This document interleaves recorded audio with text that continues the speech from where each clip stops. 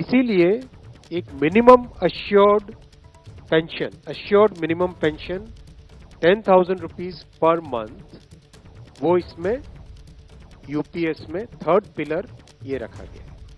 इसके साथ आगे वाले पॉइंट को जोड़ के करेंगे तो अगर डीएनएस रिलीफ यानी महंगाई से रिलेटेड रिलीफ जो मिलेगी तो वो आज की तारीख में होते होते करीब करीब 15,000 रुपए पर मंथ हो जाती है, which is a substantial relief part of this entire pension system.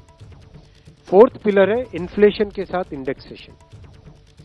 जैसे केंद्र सरकार के एम्प्लॉयज के लिए सैलरी में डीएनएस अलाउंस होता है, उसी पैटर्न पे जो इंडेक्स है, सेम इंडेक्स को यूज करके all India consumer price index for industrial workers, इसको यूज करके assured pension, assured family pension और अश्योर्ड मिनिमम पेंशन, इन तीनों के तीनों जो आपने पिछले पेज पे तीनों पिलर्स देखे, assured pension, assured family pension और अश्योर्ड मिनिमम पेंशन, इन तीनों के ऊपर इन्फ्लेशन इंडेक्सेशन डीएनएस रिलीफ के बेसिस पे मिलेगा। डीआर, डीए की जगह डीआर, डीएनएस रिलीफ। पांचवा पिलर है इस स्कीम का lump sum payment at superannuation in addition to gratuity. ये एक तरीके से बहुत ही इंपॉर्टेंट और बहुत ही बड़ी एक रिलीफ मिलेगी। जब सुपर एन्युएशन होता है तो उसके बाद में इंसान अपनी लाइफ को प्लानिंग जिस तरह से करना चाहिए, तब कई बड़े खर्चे आते हैं, इसलिए ये लंप सम एक अमाउंट तय किया गया। यह है कि हर 6 महीने की सर्विस के लिए मंथली इमोल्यूमेंट्स विच मीन्स पे एंड डीए कंबाइंड, उसका 10% अमाउंट। तो ये एक अपने आप में सब्सटैंशियल एक अमाउंट रह जाएगा। जैसे मान लीजिए किसी का 30 इयर्स की सेवा है तो उसमें करीब करीब 6 महीने की सैलरी, समनाथन साहब दैट्स करेक्ट ना, करीब करीब 6, तो उसको 6 महीने की इमोल्यूमेंट्स जो उसकी रहेगी पे प्लस डीए मिला के, वो एक लमसम अमाउंट की तरह मिलेगा। ये 5 पिलर्स को लेके आज यूनिफाइड पेंशन स्कीम अप्रूव हुई है। ये स्कीम केंद्र सरकार के करीब 23 लाख कर्मचारी, करीब 23 लाख एम्प्लॉयज हैं, उनको इसका बेनिफिट मिलेगा। ऑप्शन रहेगा, कोई अगर एनपीएस में रहना चाहे तो एनपीएस में रह सकता है, यूपीएस में ऑप्ट करना चाहे which is naturally a very attractive scheme, तो उसमें ऑप्ट कर सकता है। प्लस राज्य सरकारें अगर इसी फ्रेमवर्क को, इसी आर्किटेक्चर को यूज करना चाहे तो राज्य सरकारें भी इस आर्किटेक्चर को यूज कर सकती है।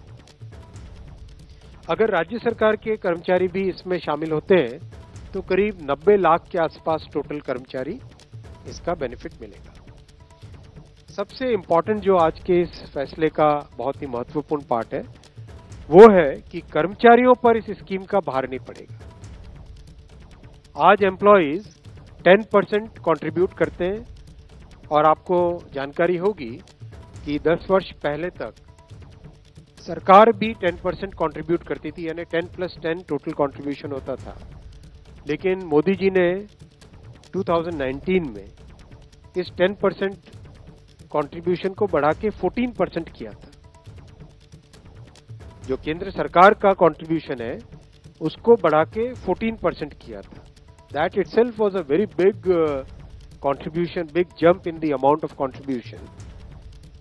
अब वो कंट्रीब्यूशन बढ़ के 18.5% हो जाएगा। वो कंट्रीब्यूशन बढ़ के 18.5% हो जाएगा। ये स्कीम 1/4/2025 से लागू होगी।